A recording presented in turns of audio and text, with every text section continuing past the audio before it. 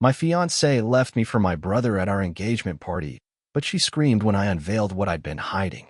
I will tell you how everything unfolded. Before then, we share stories like this every day. If you love them, don't forget to subscribe. We are on a journey to our first 1,000 subscribers. Thank you for subscribing. Kindly leave a comment telling us where you are watching from. We'd love to stay connected.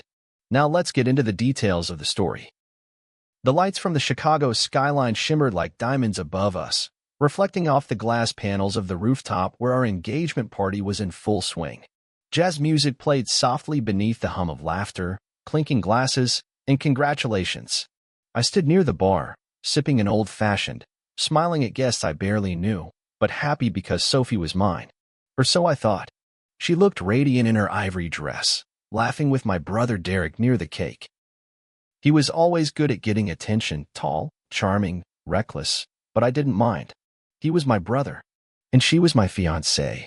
I heard my name. Ryan, Sophie called, raising a glass. Can everyone quiet down for a second? The room silenced slowly, all eyes turning to us.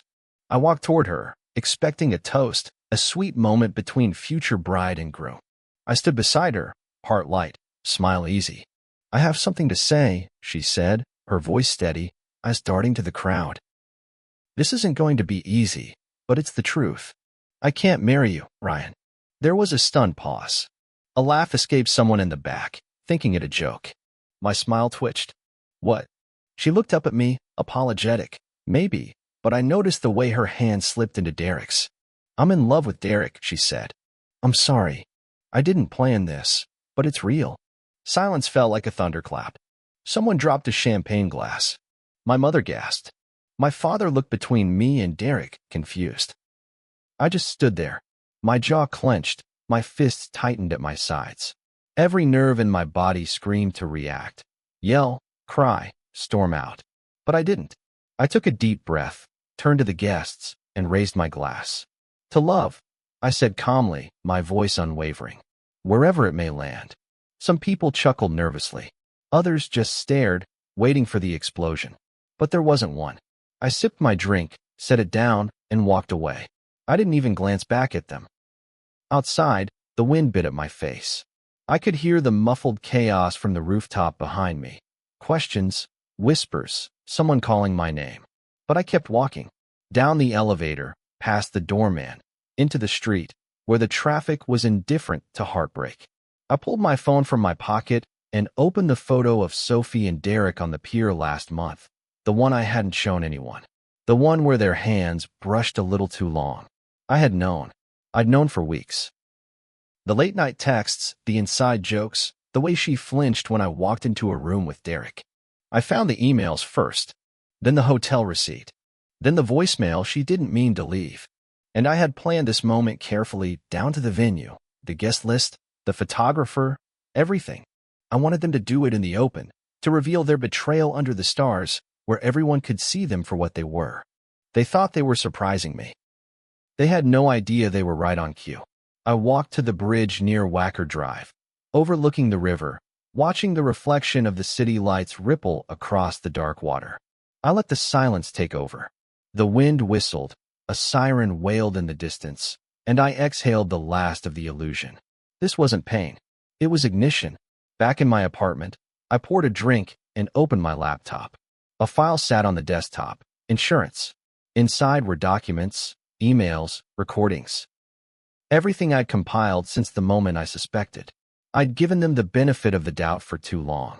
Now, they were going to see what doubt could do in the hands of someone underestimated. They thought I'd break tonight. But all I did was begin. The first clue was a smile. Not a big one. Not the kind of grin you'd write off as a joke or a funny story. It was smaller, quieter. Sophie was stirring pasta in the kitchen, phone in hand, and she smiled at it like it knew her secrets. I watched from the hallway, unseen. She didn't smile like that at me anymore. That was 3 months before the engagement party. I told myself not to overthink it. She was stressed. We both were. Planning a wedding in Chicago wasn't cheap, and Derek had just gotten back from LA, his reinvention tour, as he called it. I hadn't seen him in over a year. Suddenly, he was always around. At our apartment, our dinners, our private moments. It started small. A text I caught on her lock screen. Had fun yesterday, can't stop thinking about it. I remember standing in the hallway, frozen. The name? David. Cute. Sophie didn't know I knew her phone's passcode. She'd told me a year ago, then forgotten. One night, while she slept, I slid it from under her pillow and opened it. No, David. Just message after message between her and Derek. Inside jokes. Late night, what if, texts. A photo from our living room, Derek on the couch, shirtless, his fingers curled around a glass of wine I bought. My stomach twisted. I put the phone down gently and walked into the living room, pacing in the dark. I didn't confront her. Not that night. Not the next. I didn't cry. I documented. I started slow screenshots sent to a hidden cloud folder. I installed a keystroke logger on her laptop while she was in the shower. I found hotel bookings in her email. He had sent her money once. Just $200, but it was enough to find the Venmo trail. Pizza, he wrote. Cute. One night, I followed her. She said she was meeting her maid of honor to talk dresses. I watched from across the street as she met Derek outside a boutique hotel on State Street. He kissed her before they even reached the door. My phone trembled in my hand as I took the photos. That night, I slept in the guest room. She thought I was exhausted. I started recording everything. Voice memos of their calls, photos, locations, timestamps. I tracked when they saw each other, what they did, how often they laughed at me behind my back. Each night, I listened to the proof with a glass of scotch and no expression on my face. And yet, to them, I was still the fool. The quiet, passive brother. The boring fiancé. Ryan, the safe choice. The guy who didn't raise his voice, who always paid the bill, who showed up early and left late. They thought I was soft. So I gave them exactly what they wanted. At family dinners, I asked Derek about his love life. Seeing anyone? I'd say, smiling like I didn't know. Sophie would fidget. He'd chuckle and say, no one serious. When Sophie mentioned changing the wedding venue, I agreed instantly. Whatever makes you happy. She looked relieved. I looked at my glass. I let them think they were winning. All the while, I was building something in silence. Something meticulous. A case. Not just of betrayal, but of character.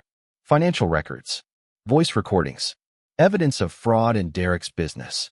Screenshots of Sophie's loan requests to him. Money I never knew she borrowed. They would never see it coming. Because while they were falling deeper into each other, I was disappearing into something else, something sharper.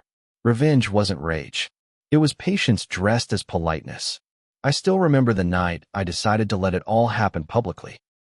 I was watching Sophie sleep beside me. She looked peaceful, like someone who believed they had everything under control. That's when I picked the date, the venue, the guest list, and I smiled. It wasn't enough to catch them. I needed them to feel it. To sit in a room full of smiles and expectations, completely unaware that the floor beneath them was hollowing out with every breath. I started with the money. The joint account, her pride and joy, was supposed to help open her bakery. Our bakery, she called it. Except I'd funded 90% of it, and I had the receipts to prove it. One night, while she was out with friends, I drained the account into a private one she didn't know existed. Quietly, legally, strategically. Then came the apartment. The lease was under my name. The security deposit? Mine. I gave our landlord notice. Sophie would have 30 days to move out. She just didn't know it yet. But revenge couldn't just be about financial ruin. It had to be public. So I hired a private investigator. He was efficient, expensive, and completely unshocked when I gave him the details. Your brother and your fiancé? He said, flipping through the dossier I'd started. You sure you want to go this route? No, I said. I have to. In a week, he compiled everything I hadn't already gathered. Hotel receipts, photos of them kissing in Derek's car, even audio from one of their hotel room conversations. Sophie laughed when she talked about me. Said I was nice, but forgettable. She'd forget this too until the moment she couldn't. Next, I turned my attention to Derek's world. His real estate startup was barely holding together. Over-leveraged. Sloppy filings. My investigator found 2 lawsuits quietly brewing, one from a vendor, another from a former employee.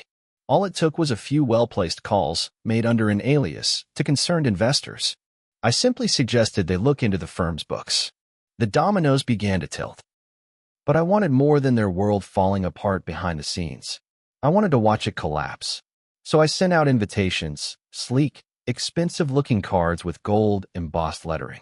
A private celebration, a night of gratitude and new beginnings.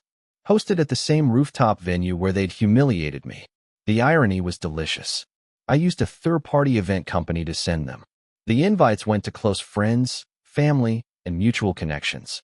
Derek got his. So did Sophie. No return address, no sender.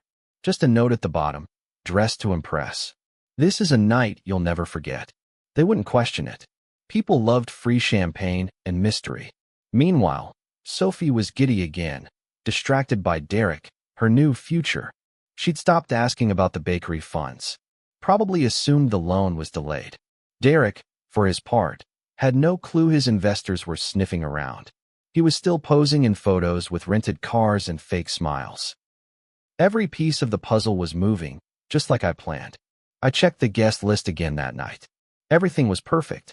Everyone important would be there, and none of them had any idea what I had in store.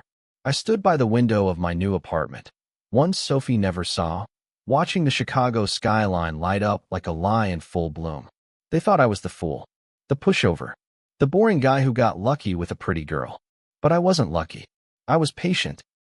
And patience, I had learned, was the sharpest blade of all. The night was perfect. Too perfect. String lights sparkled across the rooftop, just like the night of our engagement. The city pulsed below, and a gentle breeze ran through the crowd's laughter and clinking glasses. Everyone looked beautiful, expectant.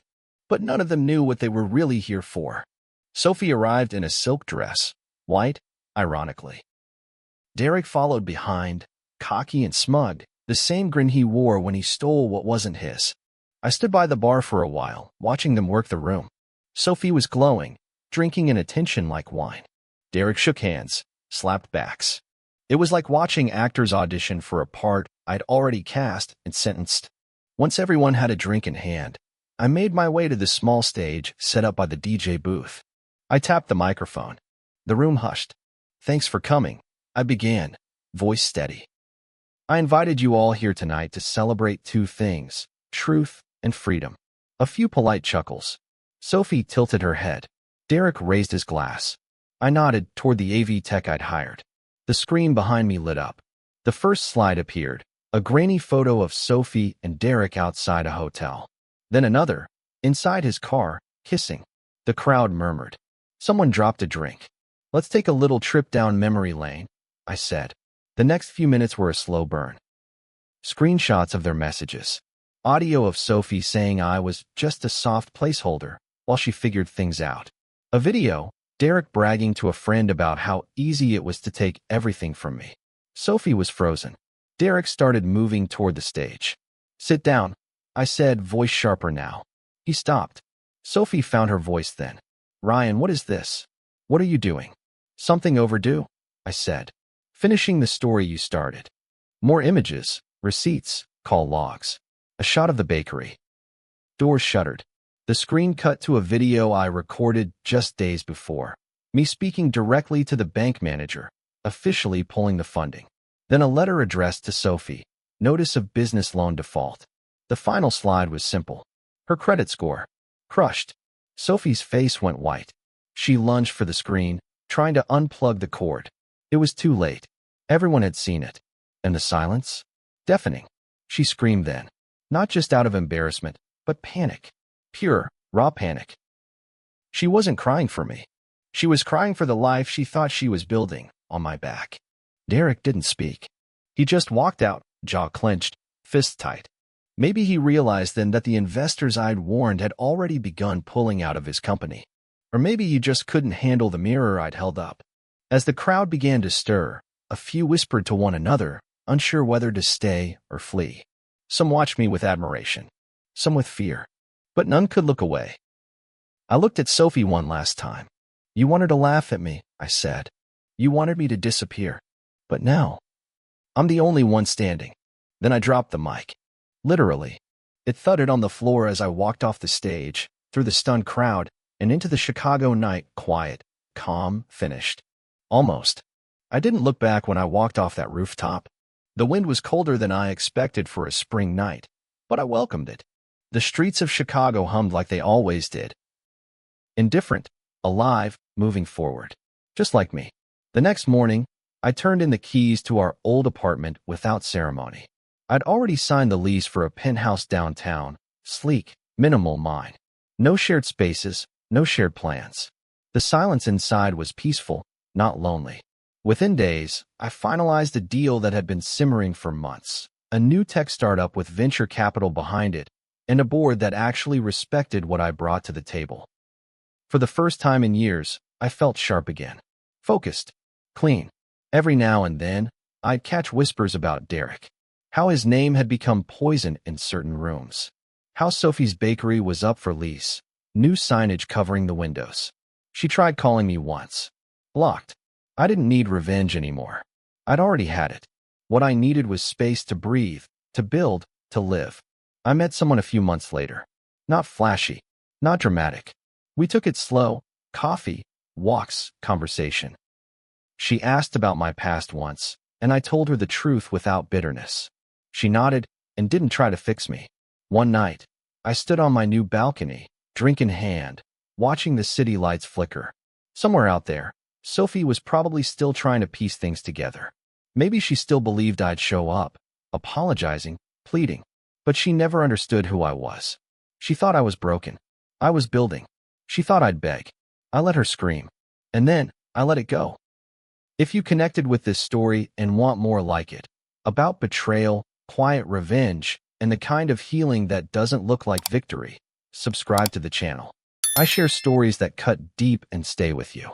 See you soon in the next one.